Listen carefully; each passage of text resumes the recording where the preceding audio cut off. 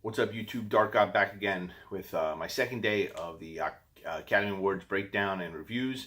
Today's category is Best Supporting Actor. And you got 5 actors in here, 3 of which I'm really familiar with. I like a lot of their work, and the other 2, I've seen in bits and pieces and other things. So I think it's it's a tight race. I think any 5 of them actually have a shot of winning. I think that's one of the first times you see a category where like it really could be any of them. I do think that there's 1 or 2 that might stick out, but I really, if any of them won, I wouldn't be shocked. So get right into it. The first one is Richard E. Grant for Can You Ever Forgive Me? Plays a character that's basically like a sidekick in this scheme of manipulating the literary world, and with all these forgeries and duplicate letters that they make and everything. And he just plays this very good character of, a con artist, but at the same time, like, just somebody who's like drifting through life and everything, just getting by, scheming. He's a very charismatic guy and everything.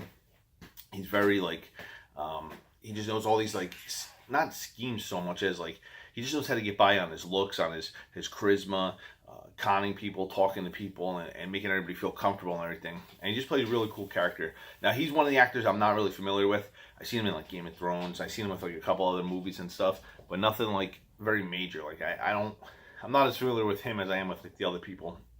But I do think he did really good. For somebody that I'm not very familiar with, I think he does stick out. I do think he's overshadowed by Melissa McCarthy in the movie, but that's just because her job in the movie is just really top notch, and it's nothing taken away from him. I think he does good as well. I just think she overshadows a little bit with not being used to of her from being like, because she's a comedic actress, to going to that dramatic of a role and really just nailing it. So I do think that hurts him a little bit. But anyway, I do think he did a good job. Second one is my favorite actor going now, who is Mahershala Ali.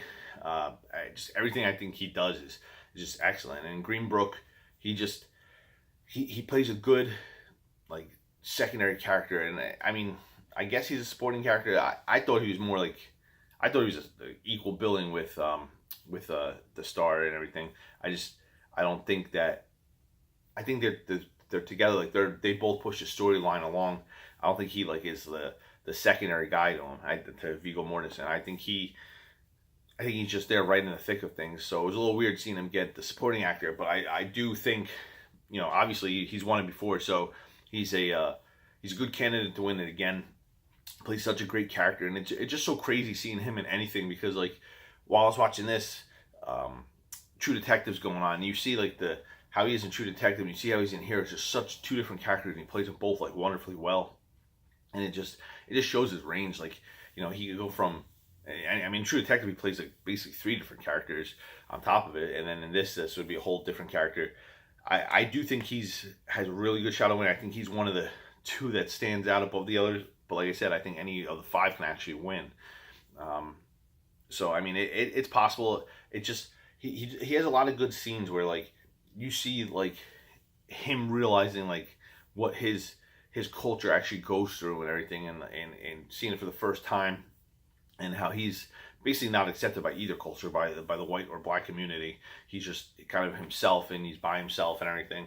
So he's able to play this like look of hurt and learning at the same time, and it just shows us how talented the man is.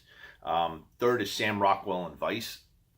Now, if I had to rank them, I think this would be like the bottom tier acting job. That's nothing against Sam Rockwell. Just I don't think he's in the film a lot, and I know like obviously there's people who won the award who've only been in the film a couple minutes, but I don't think he has that screen presence where he comes on and he captures everything. Like I just think that Christian Bale like overshadows everybody in the film so much so that you don't get a chance like to see Sam Rockwell, and also the prosthetics I think kind of like go against Sam Rockwell a little bit. Like, I mean, you can tell it's him, but like it does, it's not so much the acting that makes me think it's George Bush. It's the prosthetics that make me think it's George Bush. So I do think that hurts him. But I mean, Sam Rockwell is a great actor too.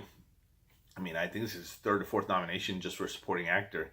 So I mean, he does a good job, but it's just I don't think it's up to par with the other ones. Like, I think Mahershala Ali, I think Sam Elliott, I think Adam Driver all like jump above Richard E. Grant jumps above. Like it just he does a good job, but I don't think it's enough. It wasn't enough screen presence to merit the award. So fourth is Sam Elliott for A Star Is Born. Now Sam Elliott's like he's a little bit the same way. He like I don't know how to explain it. He disappears in the middle of the movie, but the beginning and the end, he just any scene he's in, he kind of like takes over. But the one thing I have about Sam Elliott is Sam Elliott always feels he's playing the same character. It doesn't matter if he's in this movie, if he's in Tombstone, if he's in Roadhouse. He always feels like he's playing the grizzled veteran. I mean, he looks like a veteran man for like the past 40 years. And I think finally, like, you know, people realizing he's a good actor, you know, and that's the thing. And even though he plays that role, like, this could be the same character that's in The Big Lebowski. It just always is that same role, but when he gets put in that role, he's amazing at it. He knocks it out of the park every time he's in it. So I mean, you can't take it away, and I do think he's good. Like the one scene that really shows acting is towards the end of the movie. There's a scene where him and Bradley Cooper are talking in the car, and Bradley Cooper says something about like their father and him being the person that like he really idolized and everything. And you know, seeing Sam Elliott cry, like that's one of the first and only times I can think of Sam Elliott crying in a film, and I mean, it just worked. And fifth is Adam Driver in Blakkklansman. Now, Adam Driver, I'm a big fan of.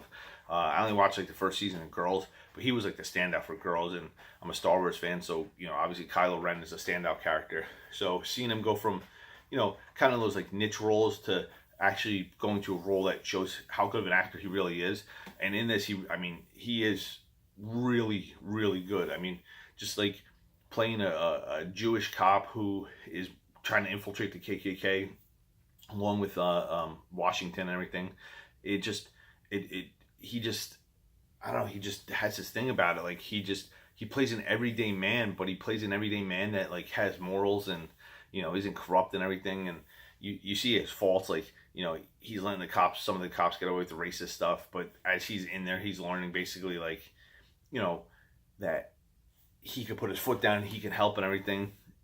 And he's seen how racist and disgusting these people are, and just you see him evolve over the time of the storyline, and it just, I mean, it works. I mean, he really showcases how good of an actor he is, and it's good because you know, if you get into a movie like Star Wars, you could get like typecast into it basically, and you get a lot of these, you know, nerd culture movies, and it's cool and all, and I guess, you know, if that's like I'm obviously into like nerd culture. I mean, that's a great career and everything, but a lot of these people want to showcase that they're good actors too.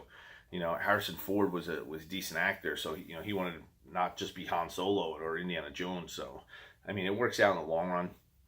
If I had to break it down, this might be the roughest race. Who do I think will win? I think Mahershala Ali will win. I think he's gonna win his second award, and I'm cool with that. Like I love Mahershala Ali's acting. Like I said, he's my favorite actor going now. Who I want to win is Adam Driver. I just think Adam Driver just did a little bit enough to jump ahead of the pack, and I just think he brought a really cool vision of his character, and it really worked on the screen. Like, you know, he kind of stole the movie, I think. You know, Washington was really good in it, but I think Adam Driver is the one who kind of steals it away and just does, you know, excellent in it. For Dark Horse, I mean, Richard E. Grant, I would say is the dark horse because he's excellent in the film. I mean, he really is good. But I think it's between Adam Driver and Mahershala Ali. I even think Sam Elliott's a little bit there, but I could see Richard E. Grant getting it. The only way I don't see Richard E. Grant getting it is if Melissa McCarthy's going to get the lead actress nod. I know, like, it sounds stupid, but I feel like the Academy at times doesn't like to like blanket a movie with all the awards. Like, it's not like it used to be where, like, you know, Silence of the Lambs won every category basically. I don't think they like that. I think they like to spread it around and, you know, get people in there. I know it's all voting, so it's not like they're working in an agenda, but I feel like the people voting always don't want to, like, give the same movie all the awards. So that's my picks and everything. Tomorrow will be Best Supporting Actress. A couple good nominations in there. So till then, catch you on the flip side.